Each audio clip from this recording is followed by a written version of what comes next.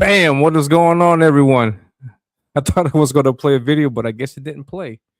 But yeah, no headphones today. My headphones got messed up. But yeah, so welcome to the Ominus show, the show that talks about everything related to Comicsgate, comics in general, pop culture stuff, anything that tickles my fancy, anything that catches my attention out there on the interwebs. We will be talking about that today, anyways, on the show. So welcome. I got a great show for you guys today. There's a lot that we have to get done today. Hopefully, we can get everything done. And yeah, so I am your host for the show. My name is Elliot Rodriguez. You can see my name right here. And I am a comic book artist. I'm a Comicsgate artist. I draw a lot of cool shit for Comicsgate. And I'm reporting to you live from South America in Peru. No, so I'm not in the States. I'm in South America and reporting to you live from way outside the country. So yeah, so welcome. I got a great show for you guys today. I got two guests. I had no idea they were willing to come on the show, but hey, all right. They were willing to come on the show, so I got them here today.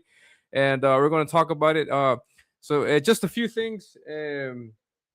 I was on the art auction this past Friday, and it was a historic moment for me personally because I offered up also a comic to go along with the art, and it was great because I was able to, for the first time, use this bad boy.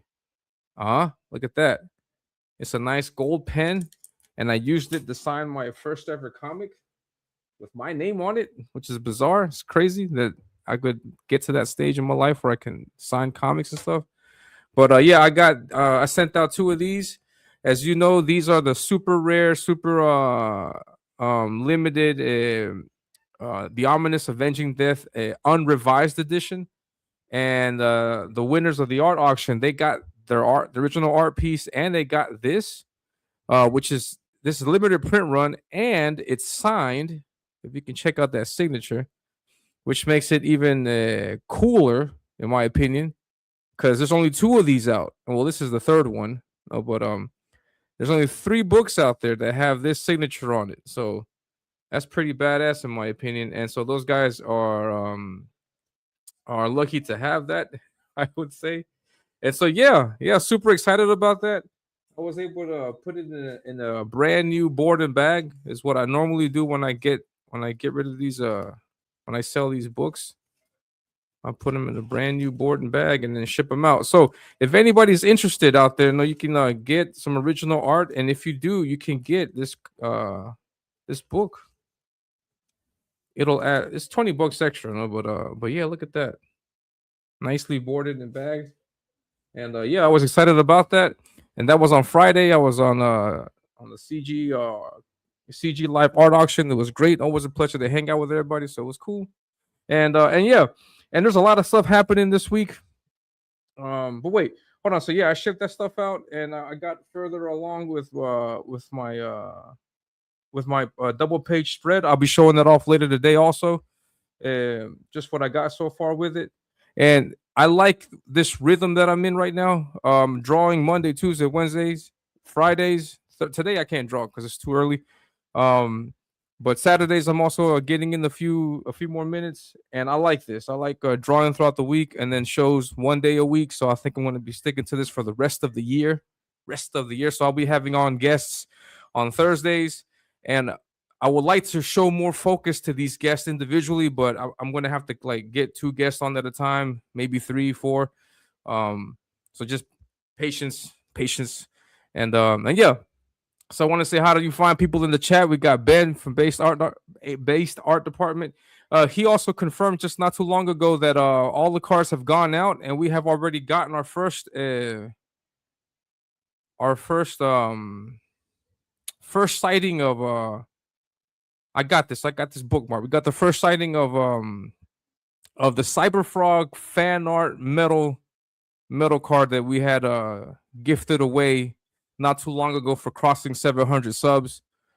Please don't forget the sub for the channel. Sub to the channel. Really appreciate the support.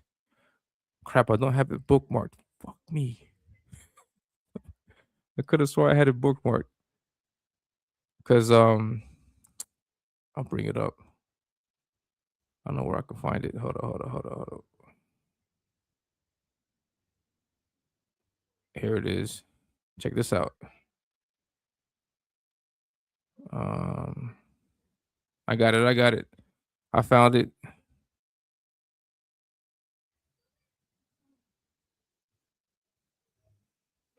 This is a post from Gray Cloud, who's in the chat every now and then. It's loading. it'll get there. But yeah, he got the card, awesome, and then here you can see the artwork.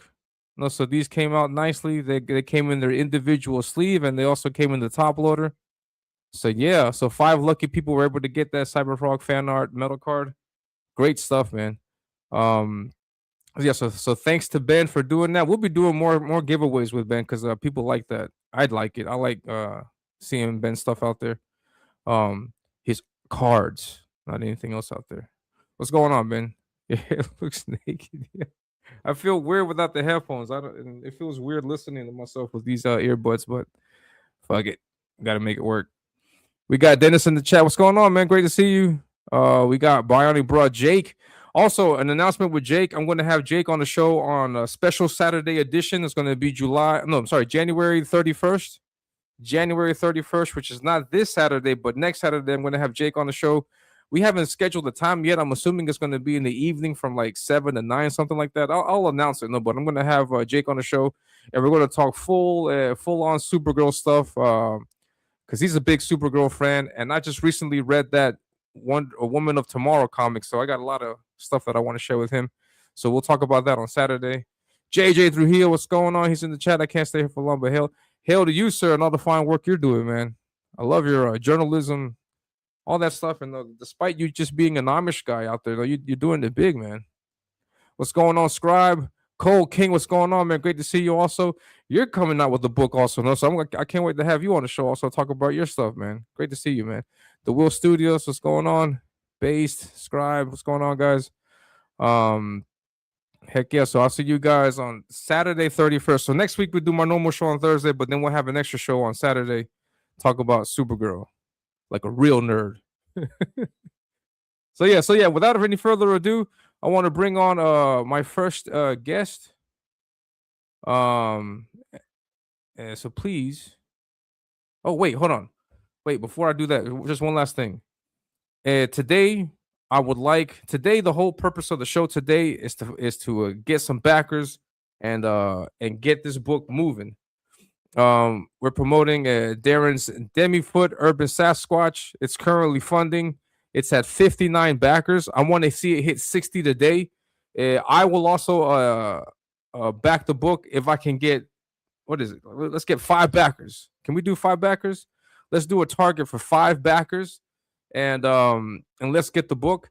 I'm personally eyeing that the digital tier. I'm personally eyeing it. But that 40 bundle is awesome. Let's do a bet. If we can get 5 backers right now on the show, and then you show me that you back the book, I will get the $40 tier. If we don't hit the 5, I'll still back it, but at the $8 tier. How about that? I think that's pretty fair, no? We'll do 5 backers, and I'll spend $40 on the book, and I'll back the book also. Or if we don't make it, which I doubt, because we got to support Darin here. But if not, then Darin will still walk away with the $8 tier, and we're still going to see that 60. I want to see that 60. I want to get that 60 whether it happens or not. So help me or make me spend more money, and then let's get 5 backers in here right now, and then I will get that $40 shirt, that $40 bundle. So Leah, let's go DEMI-FOOT. Heck yeah! So that's what we got for today. The link to the campaign is pinned in the chat. It's also I'm also going to drop it right here. It's also right here, so you guys back it. Let me see it.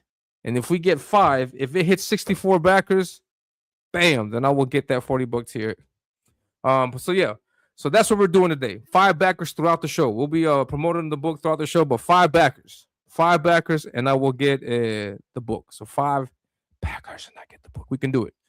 Oh yeah. So without any further ado, I want to bring on my first guest, who is the creator of DEMI-FOOT, and who was able to get all this together. Please give us a warm round of applause for my man, Darin Waggoner.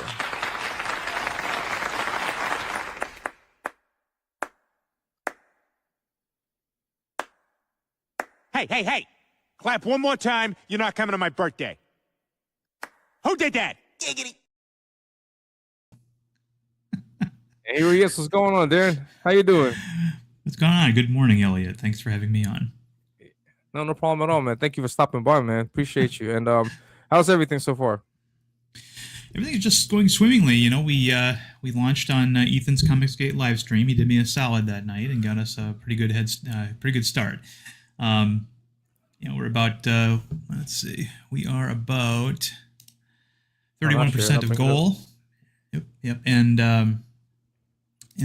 you know, it's an interesting time to be launching a book. I think I'm the first Comicsgate campaign of the new year, and I know people are going to be starting to get their tax returns pretty soon. So, we launched with an exclusive 24-hour Dan Lawless trading card, and about 51 people are going to be getting that card. And but for the rest of you, it's not too late. It's not too late to get some really great storytelling between myself and John Diller, the artist, and some other things as well. T-shirts. We have a jumbo trading card. We even have a lunchbox tier, and there's also a couple of tiers for those who want to spend a little more than the average bear. But it's been an interesting time. FundMyComic right now, I would say, is superior to Indiegogo in terms of its behind the scenes inner workings, and it's been a joy to get the project this far, and now to put it out there. It's always a gratifying thing when you know that there's an audience out there who wants to see it, and you know, instead of just throwing it out there and hoping they like it. So. Heck yeah, man. Yeah, no, yeah. Congratulations on your showing. I was amazed because I don't know how anybody else got a word in with you being on the show, man. It was it was great. You did a good job. Yeah, you did a great job, man. Congratulations on getting it this far. And yeah, Ethan said it. No, it's a priority to get the book funded, because this isn't the first time you're running the campaign. So we're going to make sure that we hit that funding goal. And yeah, man, you did a good job, man. Great stuff. Great start. Well, great start. Thank you very much. Yeah, going on Ethan's stream was I guess the word I could use is bewildering, because I was not sure how he wanted to do it. He didn't give me any prep time or whatever. I thought, well, should I go into pitch mode right away, or should I just kind of hang back and let him do his thing? And I eventually figured it out. And I was a bit starstruck as well, having Vasilis and Malin and obviously Ethan there. And then I'm about to say something, and then all of a sudden, "You let your tiger out" plays, and I'm like, "Oh, Shane's here now too." It was a trip. It really was a trip. But man. It happens to me all the time. Also, like whenever I get on a stream with them, it's always intimidating. But it's fun. It's fun a lot. I like it. Enjoy it. Yeah.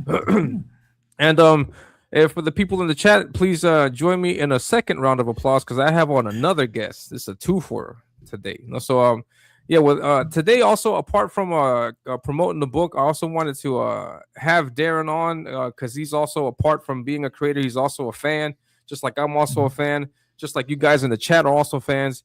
And so we're going to we're seeing the churnings and the makings of this thing called For the Fans Fest. And I don't know about you guys, but this has been brought up before in CG. Like, this isn't the first time that CG has mentioned doing some kind of some con event, and it didn't happen before. The closest thing we got to it was the Tampa situation, and now we got this situation now where it seems like people are getting interest again in trying to make this happen. And it's crazy that today I'll be able to have on the guy who's going to organize the Fan Fest. And so we're going to welcome my second guest for today. Please, everybody, a big round of applause for my man, Matt. I don't know if I'm pronouncing his last name right. Rumor? Matt Rumor, please. Round of applause.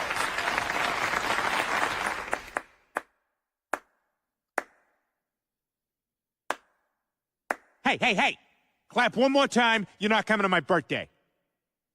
Who did that? Giggity. What's going on, guys? Doing all right, man. It's been a long night. Yeah, I can imagine, man. Yes. Yes. Sorry for having you up this early, but thank you for stopping by, man. And did I pronounce your last name right? Rumor? Yeah. Yep. That's it. Rumor. Ah, the man. I know it's spelled like rumor, but some Polish shit. So there you go. Nice. Heck yeah, man. And so yeah, you're also doing the For the Fan Fest. Is that correct? You're the guy that Ethan's contacting to get the show started. Yeah. That's me. Pretty much was going to do it 2 years ago, and just there were some other people in the mix, and I kind of almost got talked out of it. And then I found out that meeting up with Ethan a couple other times, he wanted me to, actually run it. So I had some ideas, and I have connections, especially in Jersey. I'm third generation show promoter. So my family already runs the largest beer food truck festivals pretty much in the tri-state area. And nice. we probably run about 15 things in Atlantic City a year. So I'm pretty good with the board there when it comes to like the visitation and events bureau. And honestly, I wasn't sure we could pull off a convention, but I don't know if you guys know what Legion's Con is. I haven't heard of that. It's like the toy and miniatures thing. They do something like what I want to do for this, and I pretty much been talking with their owner and operator, and I pretty much was able to run up the business plan for this and get it moving finally. Sweet. So you're the same guy that Ethan contacted years ago to do the For the Fans Fest thing? So I wasn't the only one. So Okay. I saw him at Garden State Comic Fest, and I wasn't the only one there talking to him about trying to do stuff. And I know he had at the time a promoter who used to do comic conventions. Yeah. And I think from the way it panned out, they weren't interested. Like they kind of were, and then they really just didn't want the hassle of trying to run a convention again. It's a lot of fucking work. Yeah. Sorry, by the way, if cursing and stuff doesn't happen on your show. No problems. And that's something that I wanted to bring up, and I'm sorry if the video cut you off there, but yeah, I found this video from a while back, just to show the people in the chat also that this isn't the first time that we have talked about, supposedly getting a convention together. No, this has been rumored before, and so let's just hear a snippet of this, because I don't want to get into this whole video, but let's just hear a snippet of it. Is it time to finally do the since we've got everybody here, I think it's time to ask: Is it time to finally do the For the Fans Fest? Do we start doing that? The objective for that would be to think small. I'd like to crowdfund $100,000 to be able to rent a space in a hotel like in Orlando, and just throw a shindig, throw a party. I don't know how far $100,000 will go. Hopefully it'll go pretty far. And if we go bigger than that, if we raise more money than that, we'll do even more stuff. But I mean, a convention, a comic book convention, I would do where it. there's an artist alley for all of the people who are creating and making books and comics. And then after hours, we just party and we fellowship and we have a good time. With the fans. That'd be amazing. With the fans. All of us together at a nice hotel, old school with carpeting, right? The ballroom of the hotel, all of us around there. So we'd just be mostly, or for the most part, all comic creators, unless, of course, if you want to have a dealer wants to get in, they could buy a booth, maybe. I don't know, to help with the funds, but at least it's the primary thing. What I would love to do is all of us together. And just all creators having a great time. We could cater a dinner for Saturday night. We could pay to get, I don't know, Flynn Flossie to come on down. Well, that would be spectacular. Flynn Flossie will do it. We've got some other performers. I mean, obviously, I'd like to have Eric July there. His band could play. We would just have a big party, and it would be an Get Man, Eric how much July there, things too. change. Oh my Happier god. Hell yeah. times. Yeah. 2 years ago. Yeah, so that was the But, other promoter. That was the other promoter. That was Okay. I think he was based out of Florida. Ethan's mentioned his name before a couple times on stream. I'm blanking. But yeah, that no was problem. yeah, I was in the background, been a fan, watching the streams, going to conventions, meeting with, creators and stuff. And at that point, he was really trying to get that other guy to run it. And I also think there was stuff from PTP and who the hell was that other guy? Was it Biggins? Is that his name? Yeah, Yeah, Biggins. yeah. But there was like a push through the other promoter and them to try to anchor it in Florida, which I still think is a good place. I mean, Orlando is a great spot for something like Comicsgate out there. You could do Tampa, but honestly, like the airport and travel becomes so much easier if you hit Orlando than Tampa. But Eric Yeah. July. Yeah, Eric July, his band was going to play. Now, is it Ethan mentioned in the stream 100,000 that they would have to crowdfund? Is that the number necessary to get the thing going, or is it So- not that bad? no, that was that, which is completely different from what this is. Because so pretty much that he would be renting like an expo center, and you'd probably need a room block and stuff with it also. And then they wanted to put on like a full convention with concert atmosphere and stuff. And out down there, I mean, if you hit Florida, you even though your travel prices are cheaper, you're talking more expensive because of their venues. Everyone and their mother, every corporation, every family travels out that way, so they make really good money off of that. So yeah, the price is up there. I could see that easily being that with everything they were talking about, but this will probably be about half of that. Right now, it's looking like with money and everything. And the premise would be the same, that you'd have to crowdfund all that money, and then that way we can get all that organized. Well, yes and no. My biggest concern now, especially compared to back then, like I was shaking my head watching that video, because look at all those people that are no longer with us, right? That are split off and backstabbed and done stupid shit, which I could talk about all day long. But they there's so many smaller creators, so many people, that probably don't necessarily have the means of making it. I know I joked where I said, like, let's get Liam out there in the first when I was on That would be Kings. great. But the idea is like to get people like that, to get people maybe not like, in Australia, but get, like, let's say there's someone on the other side of the country who, needs to network. Like, the idea is getting everyone to the place and making sure that I can make it the best possible venue. I don't just want to run a con. Like, anyone can run a smelly con. I want this to be a step above that. I want us to go there. I want us to, like Ethan, John, they love gambling. It's great. Yeah. But the idea is like, we're going to have a great showroom where everyone gets great booth space. With crowdfunding, I can make sure people all get their banners, all get their branding put in that they maybe don't have the money for, that they don't know that, that they don't, maybe that they wish they could have, and make sure that everyone can present their product in the best possible way. When people go to this and film it and, take pictures and post on social media, I want to make the mainstream so fucking jealous that they can't do something like this, that it's just wonderful. It's just a freaking great celebration of creativity. Hell yeah. In a way that, like that. fans and creators could never, seemingly get their act together and do.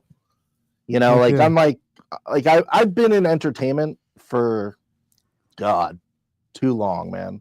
Like my family business is show promotion, but I've worked for DreamWorks, I've worked for Pixar, I've done writing in Hollywood for years. I've been at pretty much every New York Comic-Con with a booth since like 2007 up until maybe 2015 ish. you know, doing art and selling stuff. I have nerve damage and stuff now, so I can't do what I used to do. But you know, crowdfunding, it gives us this ability, you know, where just like your chat here, you know, you got fans with you got people in there, you know, building relationships and getting access to people on levels that, you know, have never been seen before. You know, Yeah, so this gives us that ability to like really bridge those connections and network in a way that you know, we're just playing at right now. And that's kind of my goal. My main reason for doing this isn't because I want to run a convention. It's because I want to do this for people. I wanna actually not see this movement die out. I want to see you know, some of the smaller creators get their product in the hands, you know, of people. And obviously, if people haven't picked up, you know, any of the Kings or the big creators, Graybeards, any of their stuff, you know, you'll have no excuse at that point. Yeah, definitely. And so the way you have it planned out is as a convention, like so the creators that sign up, they're going to have like their own booths, and then people are going to get to come in, and that's the way it's set up right now. Yeah, so we're getting a ballroom, and in that ballroom, I'm going to dedicate space to a stage for people to be able to run their live streams and podcasts at. I haven't. Again, I'm supposed to. God, this is going to probably shoot me in the foot. But Monday, supposedly, but with this storm, it might not look like it. Is the day I'm supposed to be putting that deposit down and finalizing it, and then I can go live with stuff. Oh, nice. If everything's correct, the idea would be have a stage, have the podcasts and stuff going from it. Maybe run some Kings from it, some art competitions, maybe an auction. Once that's done, I want to reach out to maybe Warlock and maybe actually get some awards made for that and give some awards out. Oh, that would be awesome! Like an award ceremony. Have a bank, have an opening. It's going to be a 2-day convention, 3 days total. 3 days total, 2-day convention. Over the weekend. You know, yep, it's going to probably be Friday, Saturday, Sunday. It's looking like, and so you arrive, you get a day of partying, you know, and set up. And then when Saturday hits, you get pretty much finished setup. And then it's looking like I'm going to do like probably do 12 to unless they want to talk me into it. Longer, it's probably going to be like 12 to 4 is going to be like show floor time where, you know, you're going to walk the booths like a standard comic convention, you know, artists, booths, product, merchandise. And then probably after that, we'll probably have an hour or two of podcasts each night. So 4 hour, you know, whatever. If people want to do more, that's between negotiations. We could do like a CG live at the con. Yeah, exactly. And then after that, you know, after that, everyone gets to hit the casino floor, take in those great restaurants, you know, fuck going to a con where you're eating like a $20 sandwich that was made 2 days ago with like processed crap that, you know, and bread that you could like freaking knock someone out with, you know. No, you're going to eat great food. You're going to have a good time. You're going to have freaking great drinks. And, you know, it's going to be a wonderful time. What's the name of the venue? I says Borgata, I think. Yeah, the Borgata. The Borgata. Although the company that runs it, it's funny enough. I do brand auditing on the side for Marriott, and Marriott now we own the Borgata, we own MGM. Oh, nice. So they're like trying to talk me into a bunch of different stuff, but I want the Borgata. No, it's with T's, I believe. Oh yeah, sorry. Borgata, yeah. Ignorant ass. I'm sorry. But yeah, that's like, mind you, a lot of the other hotels in Atlantic City are on like the boardwalk strip. It isn't, but it is such a beautiful hotel. It's just it's wonderful. Yeah, sounds great, man. So now I had questions also about like if you were to organize a crowdfunding, like I'm assuming there would be tiers like for creators and then tiers for fans that just want to go, or how does has there any talk about that been brought up? So yeah, so it's kind of changed. It's changing from what I originally was planning on, which was with the website and stuff. I could just do it like any convention's website where, you know, I can give you links for creators stuff and contracts. But you know, with it going through FundMyComic, I'll probably just sell the tickets for the fans straight through that and have different tiers and access. So, like, if you just want to come for one day, you want to come for all the days, there'll be different prices for those. If you want access to that banquet dinner, there's another, thing. Another tier for that. They've already talked about, doing the Kings United book and having maybe some posters, some other stuff like that. So the different amount of merchandise and swag people have access to will come from that. So it'll be almost like, think like the comic book crowdfund. And then also once, because it'll be run through that, once I have the room block codes, I can just directly update and email each person through it, just like if you were getting updates from, a book. And so that way, so once you purchase it, however many tickets, you'll get your room block codes, which will allow you to stay at that place for way less than it costs a night. Normally you're looking like awesome. $400 or $500 a night. We're going to be looking at like $200, $180 a night. Nice. So, and would it be easier for you to run the campaign or for Ethan to run the campaign on that?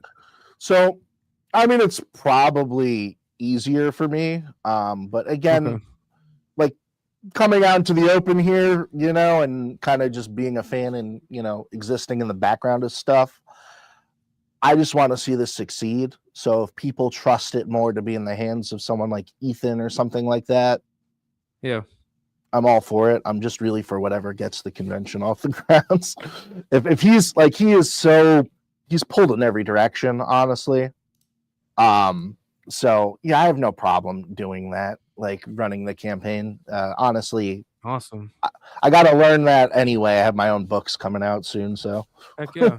I would personally say that I think it might be best if you did it, because then that way you're directly in the contact with, you handle the money, you get everything organized, and then Ethan and then the rest of us just promote the crap out of it. I think we'll probably, or if Ethan wants to handle that too, whatever's easier to, as you say, whatever gets the mission done. No? Yeah, it becomes kind of difficult. Like the beauty of this is, I'm talking with so many more pros than I used to, but getting consistent feedback is always the hardest part, because you're just always effectively texting and waiting for people's lives to fall into place.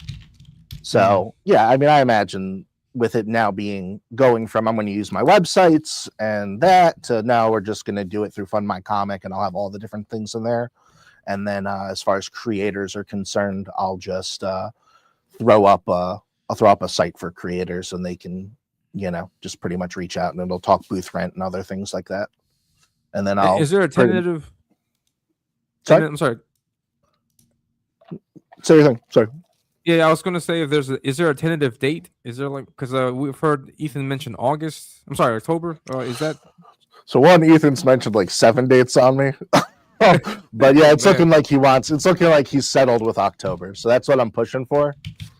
Yeah. Which is, an effort in itself. Like in this business, it normally takes like 2 years to get an event put together and off the ground. Oh man. I've never, at comic conventions, I've been an exhibitor at comic conventions, but running a comic event, this will be my first.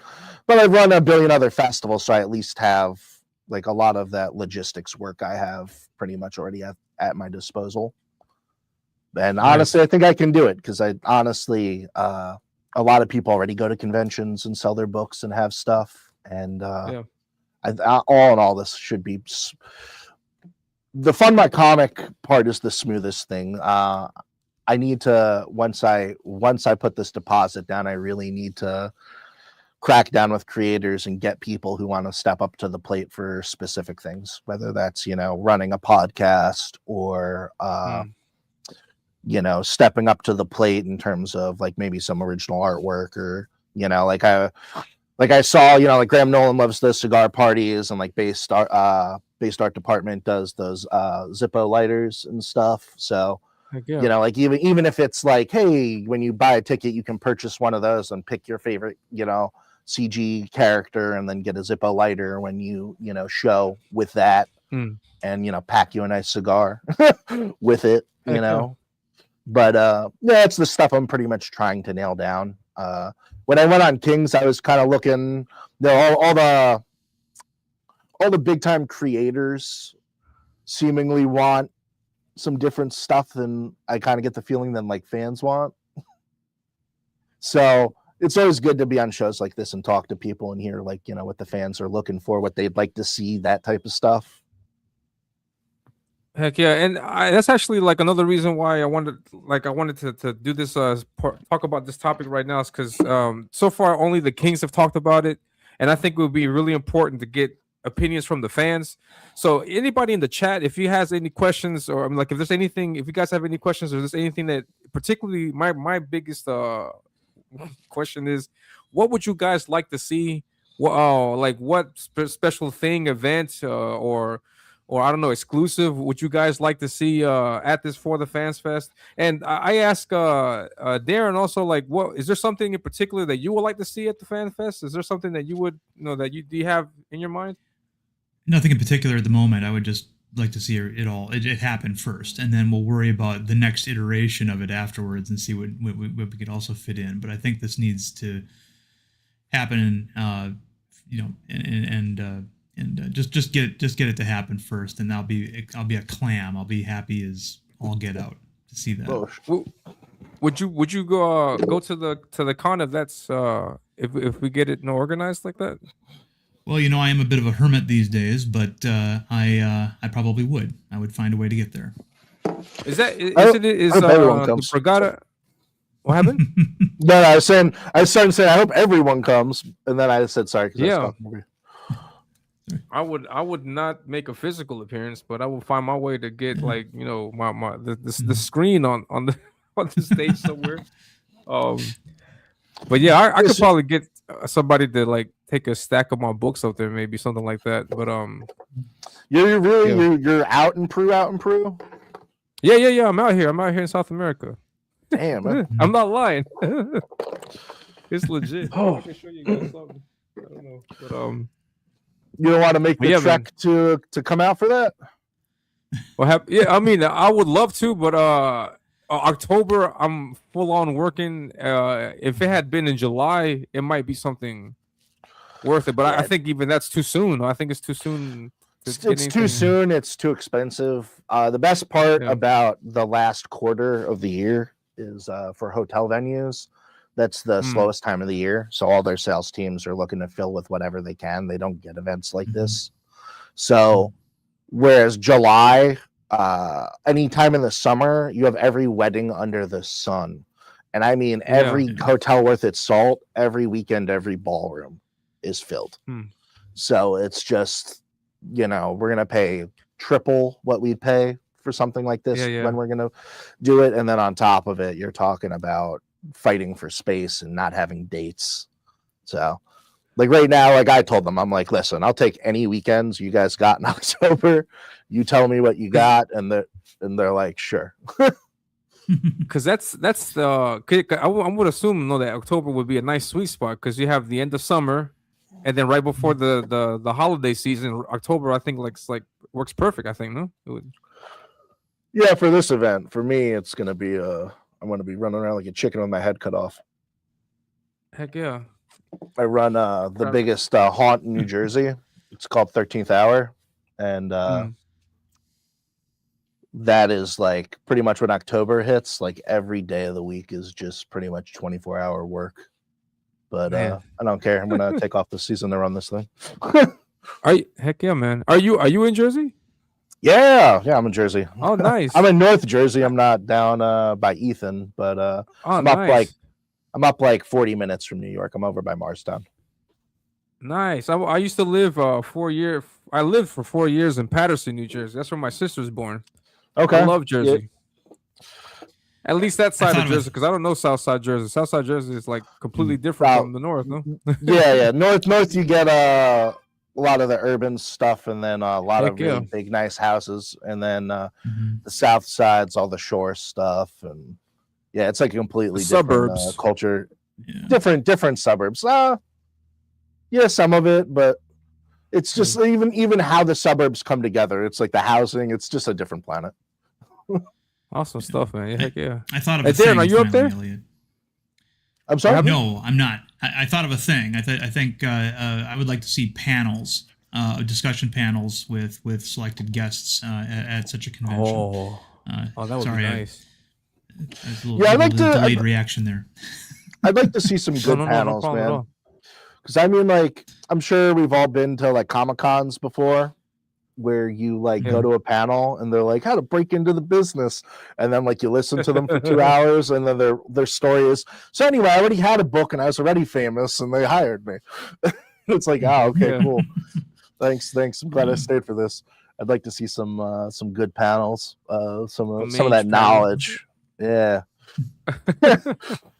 Yeah. I don't know about a panel, but Mage. seeing Shane pop off maybe around that casino after some drinks is going to be an experience.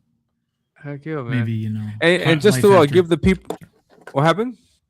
Oh, I thought maybe life after cancellation. You know, how to resurrect yourself after that. I mean, there's a lot of different kinds of panels that people in Comicsgate, particularly the upper echelons, could provide. You know, not just things about creation, but also how to deal with the pitfalls and things like that. I mean, it would be very educational for all involved. Heck yeah, definitely. No, and just for the people in the chat, we are currently sitting at 61 backers for DEMI-FOOT. We got 2 backers. I'm looking for 3 more backers, and I will dip my hand into my wallet, and I'm going to dip my hand into my wallet regardless, but I want to dip my hand and get the $40 tier. And just to let you guys know, the $40 tier, it comes with a book, it comes with this Javelin trading card, and it comes with a shirt.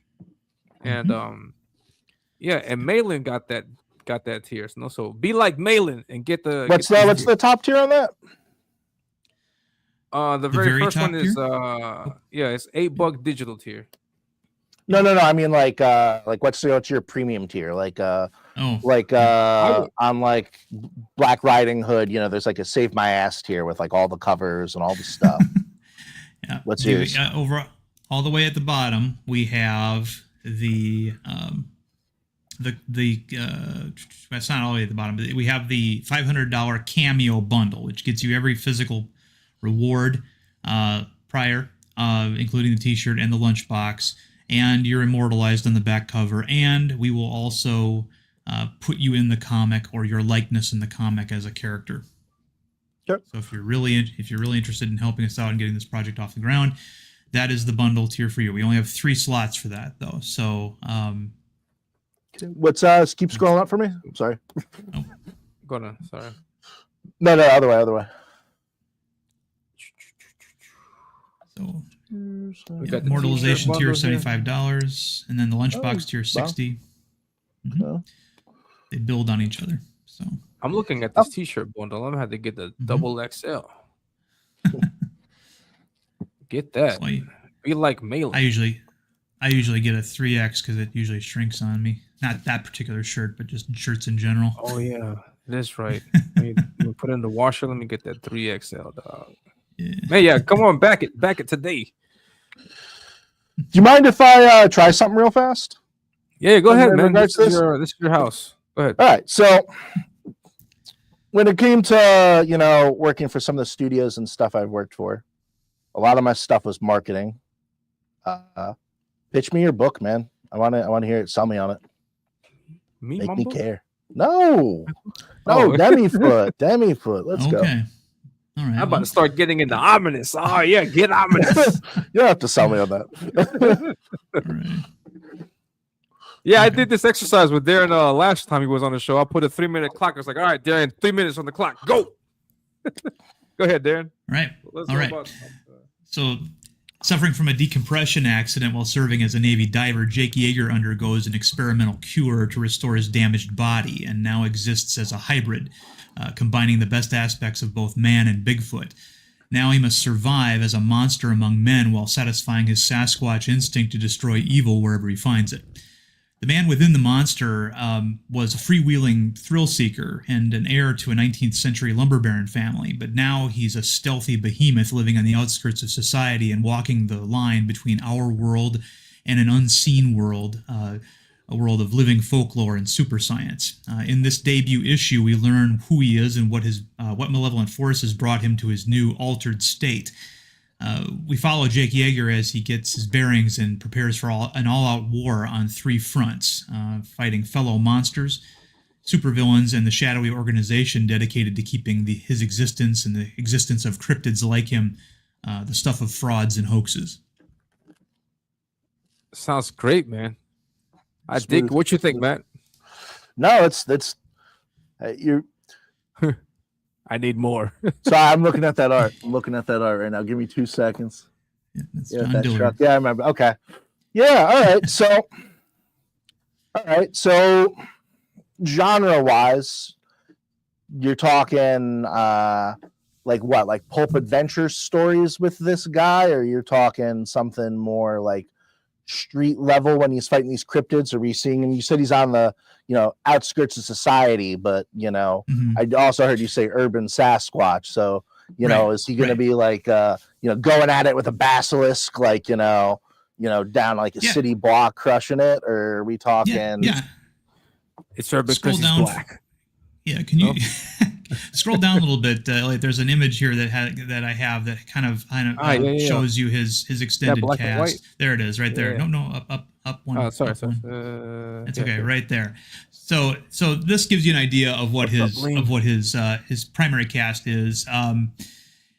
We've got a Thunderbird in the upper left-hand corner. John Dillard interpreted the Thunderbird as being more of like a pterodon because he's from the Southwest, and that's what they think of when they think of Thunderbirds. The charming gentleman with the horns and the fangs in the lower left-hand corner, that's the Wisconsin Hodag. That's his chief rival. And then on the right-hand side there we have the Michigan Dogman, the Priest of Bray Road, and his love interest, Heidi Blackhawk, in the upper right there. And so he's going to be fighting not just other cryptid-based characters, but also bona fide supervillains, and he'll be encountering superheroes as well. So if you like comics like the old school Swamp Thing and Hulk, that's what we're kind of going for. In fact, this image here is an homage to Incredible Hulk 314 by John Byrne. Yeah. So that is kind of the vibe we're going for, although you are going to be seeing things that you haven't seen in any other comic before. I always try to do that. And it's people have mentioned the car choices in here. Most of the cars that are in this comic are AMC vehicles, so that's just one little thing. People don't know anything about AMC these days, so because that's a part of the Wisconsin heritage, I decided to have that in there. But awesome stuff. No, he's an urban Sasquatch because we have a city called Cooley City that's kind of like, it's got a central park right in the middle of it. So and then the city itself is in the middle of an area called the Driftless, which is a area in Wisconsin, Illinois, Minnesota, and Iowa where the last glacier didn't touch. This is a real place, and so it's got rock formations, and the terrain is very different than the surrounding terrain. So. And so he lives within a city, but he's also under in an old bomb shelter underneath the city park. So that's how he's an urban Sasquatch. That's how he can have environments that combine trees and buildings in the way that he's able to hide and things like that. So he's not just a big brute. He's not your typical lumbering Solomon Kane type of character. He's got other abilities that a lot of people maybe don't know about that Sasquatch has. We're dealing with a human being with Sasquatch characteristics. That's what he is. And eventually he will run into authentic Sasquatch, and the physical difference between him and them will be readily apparent. One of the biggest differences is I'm kind of getting in the weeds here, but just as an example, he has an ordinary human foot. It's bigger than obviously a human foot, but it's still designed the same way with an arch. But authentic Sasquatch have what's called a mid-tarsal break or joint in it, kind of like a gorilla. So when they walk, it kind of looks like they're wearing flippers. He doesn't have that kind of a foot. So there's anatomical differences. He has more of a neck than they do, for example. He's also not quite as big as they are, because he is a hybrid. And so, there a lot of research went into this. He's got some really cool shorts. Yes, those are Navy issue UDT shorts. UDT stands for Underwater Demolition Team, because the man who became the monster was a Navy diver, and that's their uniform when they're swimming. So they're made out of special material that dry quickly, and I can go into all of that, but you'll find out. All right, so this lady back there, you said the love interest. What about her? She's a Menominee Indian. Menominee is a fictional tribe combining He combines the Menominee tribe with the Potawatomi tribe. I didn't want to actually make her an actual member of an actual tribe, so I created a tribe as sort of an amalgamation of the Algonquin-speaking tribes in Wisconsin and the Ho-Chunk and Menominee Potawatomi. So there's that, and yeah, she's a modern woman, but she's got just enough of an exotic flair to her to be interesting. So, what do you mean by modern woman? Is she going to run in front of like an ice car or something? No, she's not that kind of a modern woman. She's not. Okay. You know, these characters don't, you know, sit around a campfire and live in teepees. You know, these are. She's a college student, you know, going to school for something, and she's home on summer and then encounters him, and you know, there's a bit of magnetism there, but he of course has bigger things to concern himself with than a romance. So there'll be some tension there. You know, the usual kind of stuff that we don't really get in comics anymore. It's like they're afraid to have any sort of even the most innocent of romances in comics. And of course, obviously, he's very mindful. He's not exact. Yeah, exactly. They'll give you any kind of romance except for, you know. Now, granted, he is a big hairy dude, but you know, it's and of course that's foremost on his mind. So, you know, there'll be other love interests as well, but you know, if you want to think of the sophistication of this comic, think of a 1980s Jim Shooter era Marvel comic. That's what I'm going for in terms of maturity level and such. So hey, it's Liam. Hey, it's Liam. We got Liam in the chat. Liam. I'm sorry, in the panel. Turn to face me. Turn to face me. Yeah. Turn to face. Hey, get that off my face. Turn to face me. Okay. So what we're doing is we're selling something, right, man? And you've got a great thing. You're on Ethan's show. Lots of people are interested in it. Lots of people believe in you, but you got to connect with the audience. I think that you've got a bit of a problem. I got to mute for a second. My wife. Look at that smile. How can you not love this man? Look at that. Like, there we go. That's what I'm talking about. DEMI-FOOT. That's the person that people want to back, man. Like, you got to be confident in who you are. I know it's hard. You know, I know that it's hard. I'm not being an asshole. I was nervous as hell in my first book, man. But you know, I think that you've got this black and white thing going on, and I think that takes you again a step away from people, and you want to be connecting with people. Okay, so you want to be looking at the camera. You can take him off the camera now. It's embarrassing to have him up there all the time, though. Sorry, you're looking at the camera, right? You're with your pitch. Yeah. You're like, hey, this is DEMI-FOOT. You hit them with the excitement, the enthusiasm. You want them to know how excited you are for your own thing. You know what I mean? And be yourself. Be happy like this, man. We're getting to make comic books. You know, yes, we're getting to make comic books. Isn't that great? You know.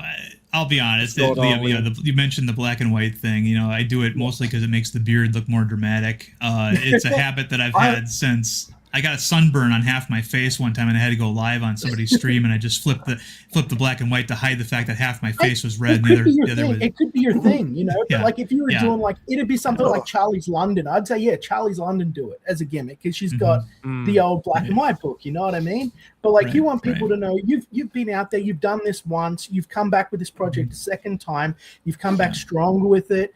This is you got to make this work. You got to sell this, and to sell that, you're going to have to sell yourself.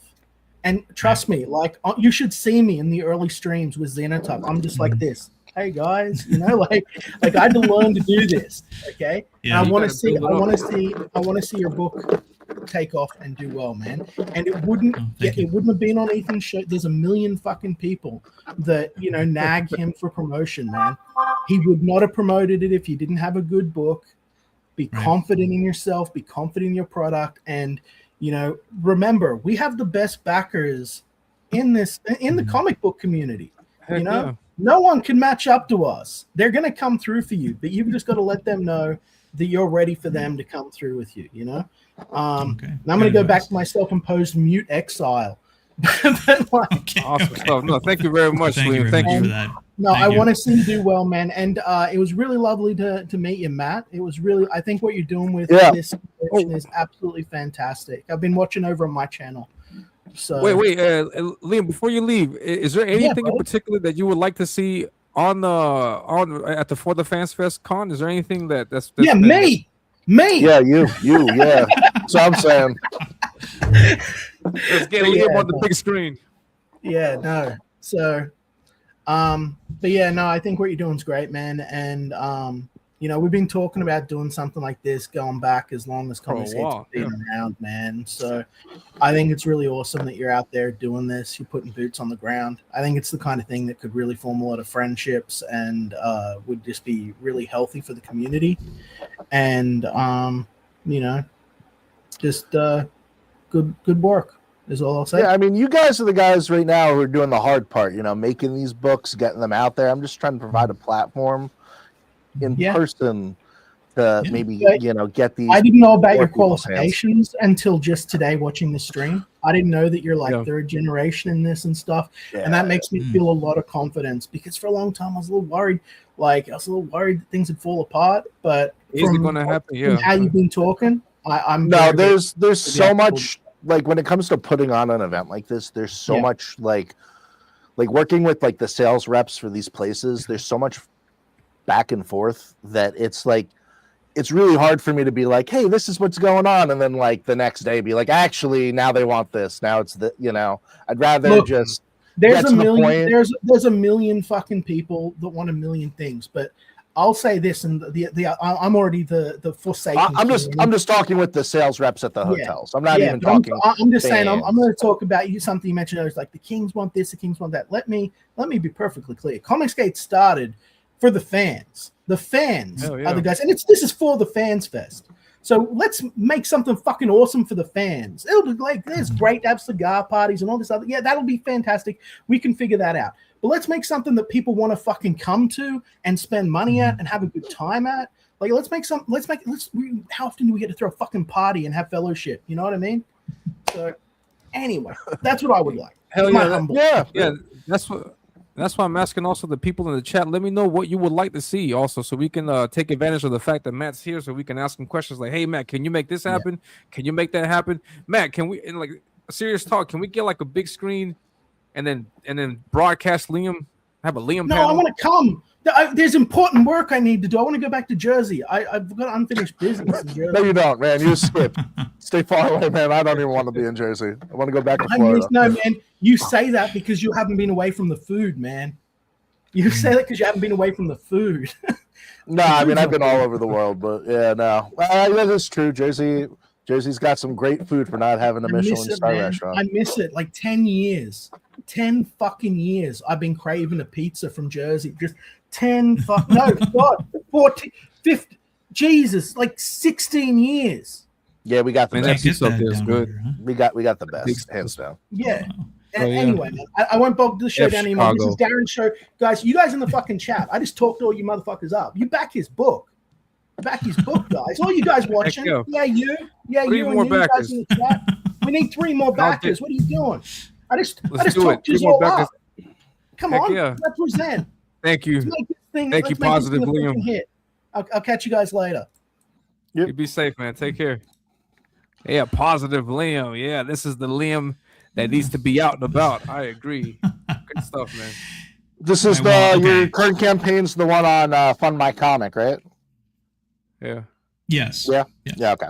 Yeah. Double checking here. Yeah, it's okay. In let's just do something that he suggested. Sell myself. Okay. Who is Darin Waggoner? All right.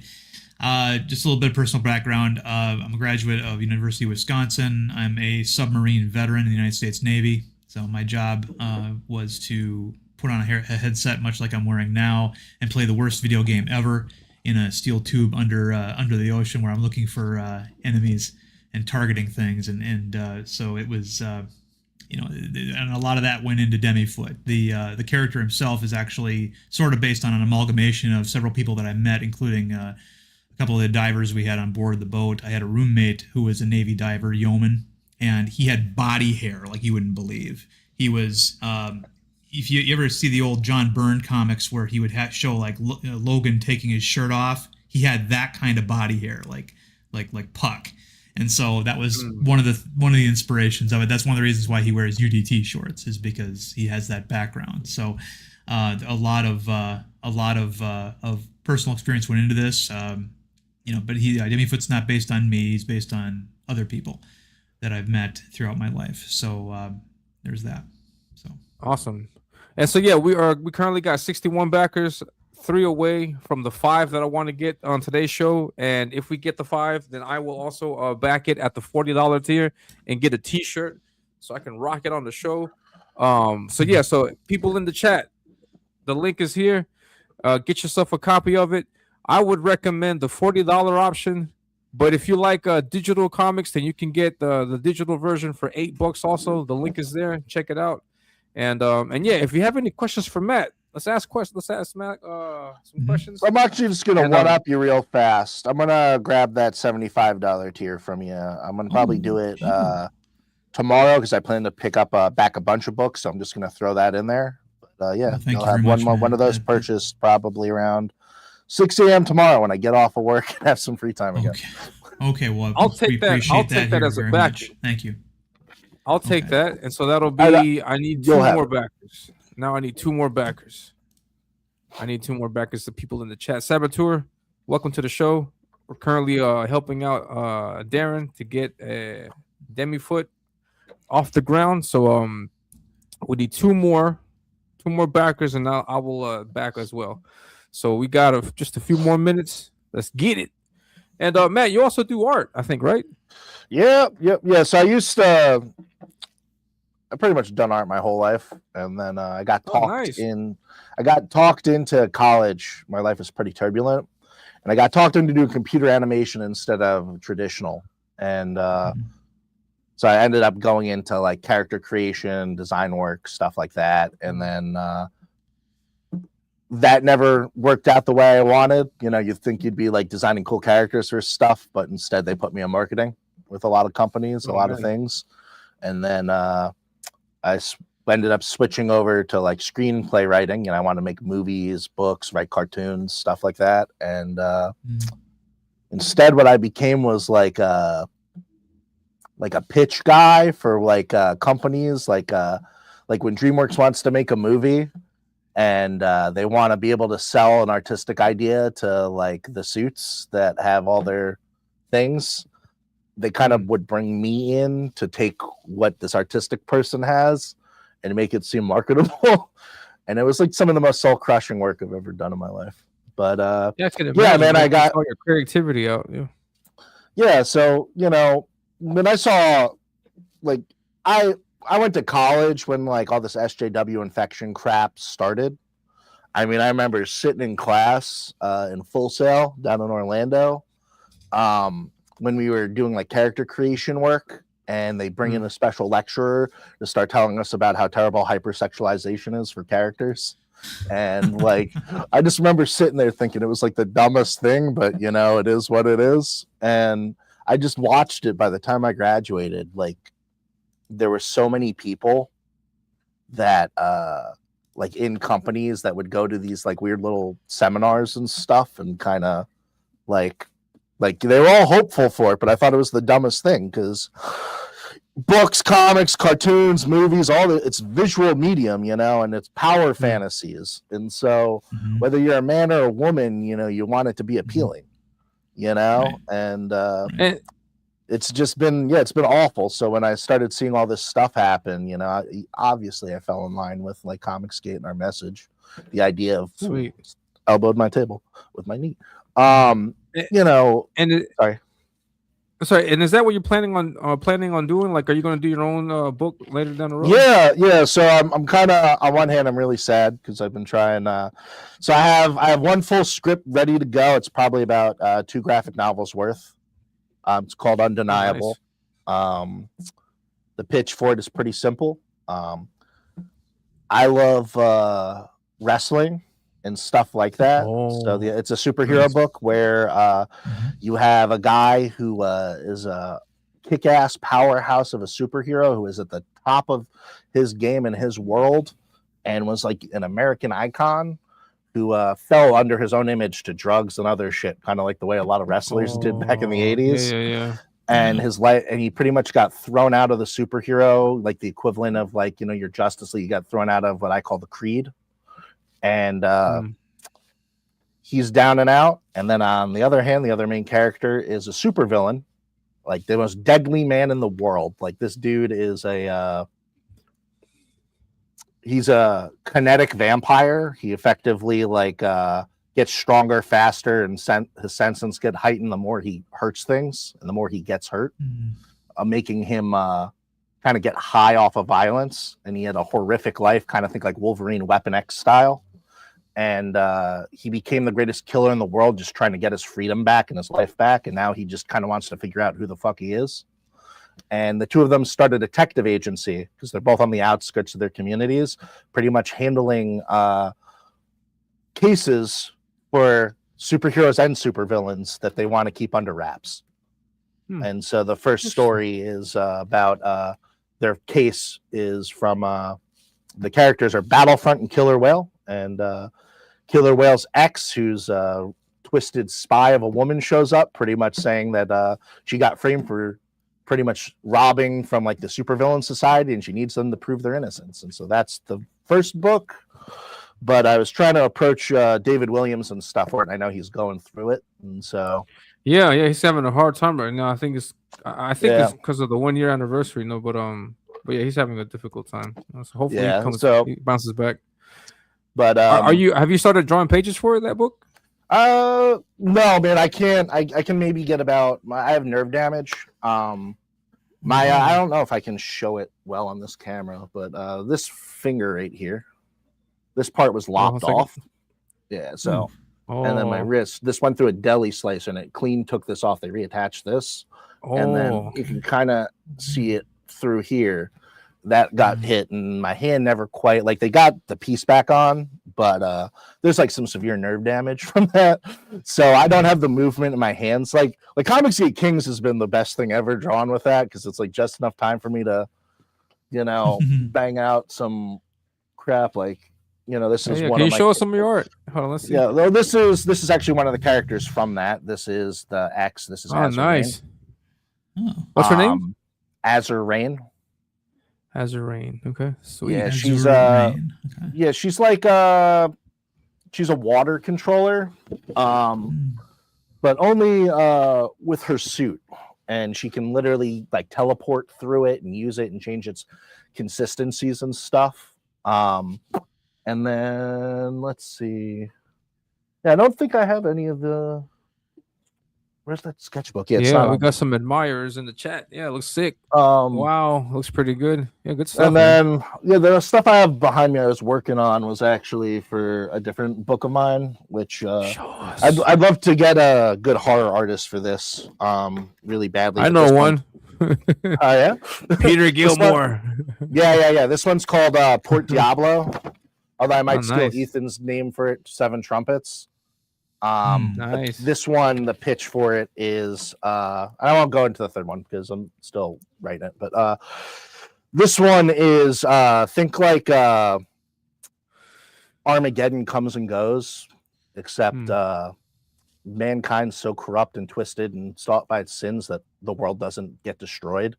Demons just kind of come out and are welcomed. And the city of Port Diablo, everyone sold their soul to a devil at this point. Everybody. Everyone has something. If someone's beautiful, it's because they sold their soul for it. And all the demons operate like crime families, like the Seven Princes of Hell. And there are all these crime families around that. And at this point, every alleyway has eldritch horrors and unspeakable things. It's a world filled with like deep horror. And what ends up happening is the last innocent girl in this city pretty much makes a deal with the devil, the one that they all betrayed, Baal. And Baal's pretty much didn't get to reap those rewards, primarily because in mythology, Baal used to be a deity for the Canaanites. And so pretty much this is actually a story of redemption. It's pretty much Baal trying to take down the Seven Princes of Hell with a group of down and out individuals. And it's kind of like My Sin City. It's just rule of cool. They drive around in demonically possessed Fury, like Christine, that like eats people and like has a personality of its own. And there's Mickey the Mamba, who is pretty much one of the only non-corrupt cops who got flagged. And so when he makes the deal with the devil to take down the princes, his gift is that any person who carries sin can't see him. He's like a living shadow to them, making him like the perfect hitman. This girl on here, that's Eva Price. Mm-hmm. Nice. She's the only innocent person left, and she goes through some real traumatic stuff, and she wants knowledge. She ends up kind of walking the path of a devil at first. And then they have like this greaser rumblefish guy who's like, I like to have an idiot in everything I do. So, because you run into him enough in life. So everyone else in this book sells their soul and makes the deal because of something hard. He does it because he was that small little idiot who always wanted to be the toughest guy on the block and never was. And so he turns them into like a shark. A lot of that, yeah. You know, and they pretty much come together as a team with him to go take them down. And every part of my city is based on a different style of film and era from Hollywood and different stuff. And yeah, this one I'm gonna pretty much probably, once I get the convention nailed down, hopefully on Monday. But it's looking like they're gonna reschedule on me with 14 inches of snow coming. Man, that's crazy. I'm gonna go find an artist and I pay well. Awesome stuff, man. Yeah, that would look great. Yeah, I like that concept. It looks pretty cool. And then base art department says, so if Matt comes back with hair, we know he made a deal with the devil. I have hair. It looks terrible, man. I got my dad's hairline. I freaking it's a tragedy. I had a full head of hair, side part classic fade. I looked freaking good, and then I get a haircut, and by the time I got my next haircut, my whole hairline fell out like this. Like I thought I had fucking cancer or some shit, and it was just like, no, Scott, my genetics failed me. Age. Oh man, that sucks. Yeah, Ben says the three of you are likely to release my favorite books. Oh, thanks, man. I appreciate it. And yeah, and looking on DEMI-FOOT, I got maybe like 10 more minutes. Then I have to and then we have to wrap it up.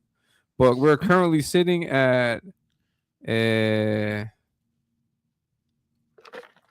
loading at 61. I need, what is that? 3 more backers. So please back it. And he says, yeah, fate worse than death is losing your hair. I guess. Nah, my wife's like, shave that shit and grow your beard. Bruce Willis taught every man in America how to deal with losing your hair gracefully. He just owned it, Dementia. Yeah. Well, before the dementia. Yeah, before the dementia. Yeah. And I wanted to bring this up because I keep forgetting to show stuff off my bookmarks. And Ben from Base Art Department sent me this. This is an art piece from Daniel Warren Johnson, I think his name is. Oh my god! And exclusive cover, some other crap. And then take a look at the art that he's doing, man. Jeez Louise, insane stuff. Just out there promoting violence and attacking federal agents and all kinds of nonsense. That's the artist that they got over there at DC. Crazy stuff, man. That stuff drives me. It's like so heartbreaking, like what's happened with that company. Yeah. I had a pitch to them for writing, and I know I got turned down from it, but I think it would have fixed some stuff. Yeah, and I don't. Sorry, go ahead. No, so your thing. I was gonna say, I don't think that's in their DNA to do anything other than what they've been doing. They've, the days of having even a somewhat reliable cross section of American social values and beliefs is gone from the mainstream comic book industry. They only hire their own now, and it's been like that for a long time. So they're not going to, things like that don't stop until they're stopped. You know what I mean? So they're not going to come to that decision by themselves. They have to have external pressure in order to do something like that. And as long as they don't get it, that you're going to continue to see, Batman hitting ICE agents and things like that. Well, it's still interesting to me, like when you, look at like the stories that sell good are still the same type of stories. It's not like DC doesn't have a couple books out there that do well and that are written well. And it's just funny to me, like the difference in sales numbers, even like, even though I don't really like her, but like I actually like her Poison Ivy run, like G. Willow Wilson. I'm not a fan of her writing before that, but that book series is still like, oh, let's start writing her like a character going through some shit, and for the most part, throw the lesbian crap where she's just a sex object for Harley Quinn off to the side, and all of a sudden that book starts doing gangbuster numbers, and it's doing great, and she's still writing it, and it's got like 4 or 5 volumes now, and it's just crazy how the company can see that, and it still is just like, nah, fuck it. I don't get it, man. It's heartbreaking.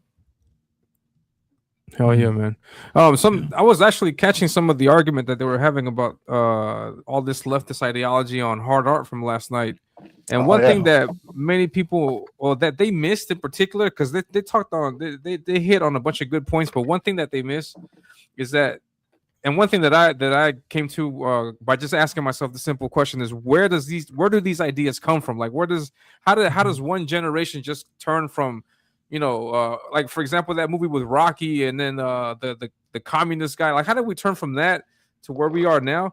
And everything started in universities. Like, people have to get universities back, because all of this ideology crap gets seeped in through the minds of the youth through universities. How many people go to universities one way and then come out the blue hair, the piercings, and all this other crap? And this ideology that teachers, university professors start dumping on these college students. These college students then finish university, get these big high-end positions where they have that kind of power, and then that's where they start making changes. Like, no, this is bad, this is not bad, this is too sexist, this is too extreme. And that has to get brought back, because otherwise this is going to continue. Well, it's right out of the communist playbook, pretty much when the Cold War happened. That's exactly that guy I'm blanking on his name now, but he pretty much when they realized they weren't going to win. You might be right. I'm sorry. I've been up rules for radicals. Yeah. Well, they pretty much when they realized they were going to lose the Cold War, they were like, well, draft us a plan of how we could take America down. And the best thing you could come up with is you infiltrate their stories. And well, it's a 3-part plan, but it's you infiltrate the politics, then you take away their heroes and their entertainment, and then the most important thing is you infiltrate their schools, and then you raise, with those in place, you can raise the next generation to hate their own country. And it's almost verbatim what's happened, like piece by piece by piece. I actually have a crazy story with that too, man. My one friend Dave, thank God he came to his senses, but he went to go be a chef, and he went at the Culinary Institute of America. And he was a Republican before he went. And he goes out there, and all of a sudden I'm seeing on Facebook every day just all these crazy Bernie bro, this, that, the other thing. And I'm at first I'm thinking he's just trying to hook up with some chick. And then for a year, 2 years, it is nonstop fights with people posting all of this. And when he came back, I thought from school, I thought he was gonna we were gonna have some issues.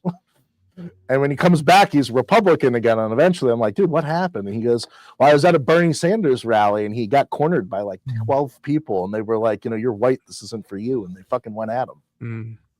They it was freaking wild. He was telling me he got his ass beat at one. But it's what it is, man. They want to divide us. He didn't even think to mention, Bernie Sanders is also white. Why don't you kick him out of this thing? Let's think about this for a second here. No, he said all kinds of stuff, man. He was with all kinds of stuff, and he was with a group of people from his school too, and all of them just not a single person stuck up for him or did anything. He just they stomped him out of this thing, and he walked 10 blocks by himself. No one came with him. He was covered in blood, and he just left that thing, went to the hospital, and he came back. But yeah, man, him off his own stage.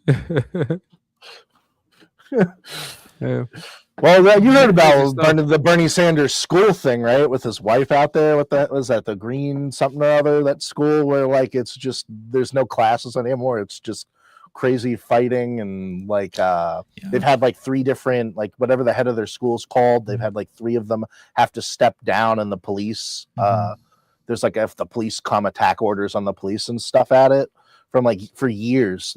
He took that whole college town, that whole area, to like push like as a social experiment for like what his policies would do. And they gave like if you were a minority, you could get like free schooling and stuff there, reduced schooling and a bunch of benefits. And it just became like an SJW hellhole, and like the whole area is fucked and all the That's how it works. Though go ahead, Darin.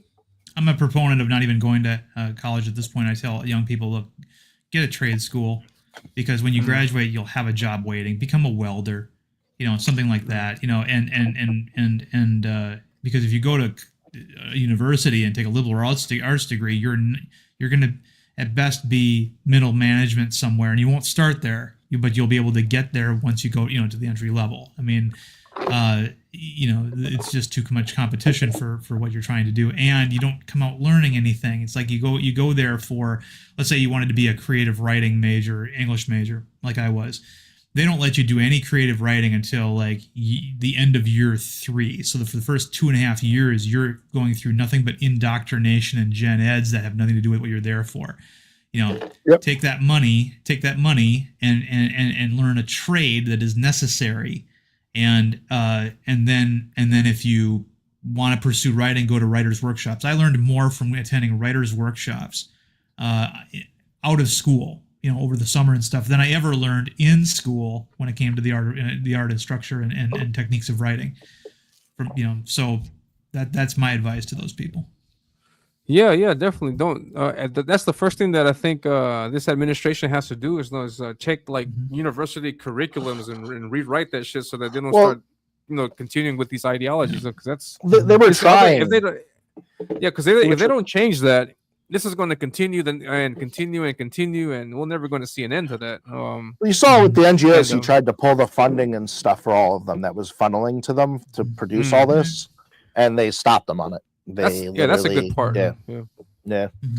But at least he's trying. Yeah.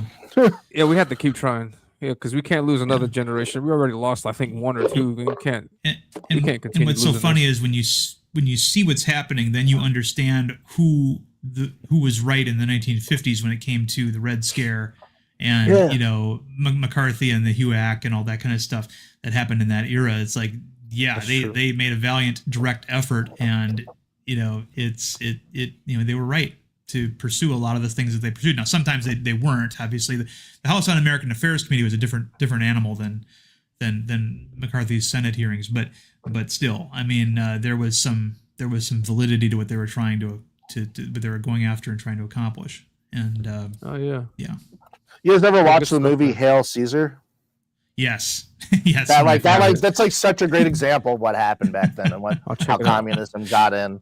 And then that showcases it so perfectly. The thing that they got a hold of all the cool hip people, and then they use that to get to the kids. For those who don't know, Hail Caesar's main plot is that George Clooney plays a Humphrey Bogart type level movie star who gets kidnapped by what turn out to be a bunch of Hollywood writers who are upset that when they write a script that gets turned into a multi-million-dollar movie, they don't see any of those multi-million dollars. And that's their whole thesis. And of course, I'm sitting there asking, okay, so if that movie lost millions of dollars, would you owe the studio millions of dollars? I mean, because that's what you're talking. They're only looking at it from one side, and it's hilarious. They come off as a bunch of immature, babies, men, basically. Whatever benefits them. Yeah. And I have to wrap up, guys. I apologize. I want to end up with just 2 more things. I want to show this video, see which one you guys remember. These a travel through history a little bit, and then one more thing after this. You remember this stuff? 91. Wow. Yeah. There's that StarTAC. Yeah, right there. I miss flip phone era. A simpler time. iPhone. Yes. My aunt had a StarTAC up until like 7 years ago. She refused to get rid of it, and eventually, like, her phone company like forced her. They like came to her. They're like, "We will not keep you as a customer if you don't get rid of it." Crackberries. My goodness. Yeah. Oh man. Crazy stuff. I used to work for I used to work for a telecommunications carrier right around the time BlackBerry started to fall. After the iPhone, everybody wanted the touch screens, and BlackBerry was still hanging on to that old model with the tactile keyboard, and those things were a nightmare to troubleshoot. Yeah, man. The last BlackBerry I had was their first touchscreen one, because when they finally jumped onto that, it was crazy stuff. It was too late. Yeah, they don't even make phones for the consumers anymore. They just do government contracts now. Yeah, man, that sucks. And yeah, I agree. Ben, got to get these guys on more often. Great stuff. Yeah, thanks, man. And I just put I just backed the book also. I got my digital option. So DEMI-FOOT is currently at 62 backers. We were able to get him 4 backers today. 3 backers today. So yeah, keep on promoting the show. Oh, sorry, promoting the campaign, and then we'll have you back, man. We'll have you back, and then is it possible to do another Dan Lawless for like another 24 hours? Is that something you mess with? It's I've had a lot of people saying, hey, can I still get the Dan Lawless card? And of course my strict sensibilities says, well, that was no. I owe it to the 51 people who backed it within the first 24 hours to make that card exclusive. I'll see what I can do. Get him to draw you the woman. Get him. I just lost her name. Man, I'm sorry, guys. I've been up since freaking 8 o'clock yesterday.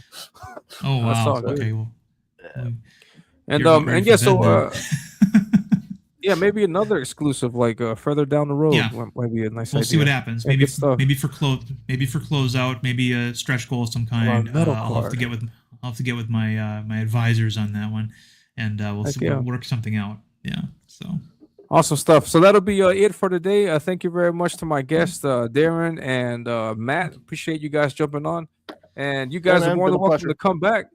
You guys are more welcome to come back. And then, yeah, if you guys are ever in the chat, just let me know. I'll drop the link and you guys can come on. No problem at all. We'll do. And that'll be it. So I will see you guys next week. People in the chat, I will see you guys next week. I don't know who's going to come on. We might get another Liam cameo. Who knows? Anything can happen on the show. So thank you very much, guys. And I will catch you guys later. Don't forget to hit the like button, subscribe, and all that good stuff. And follow Darin Waggoner and follow Matt on their social media. And I'll have that stuff linked in the description below. All right. So thank you very much, guys. You guys, thank you very much for stopping by. Yeah. Thank you for having us. Awesome. You guys be safe. And just like that, we are out. Let's be safe.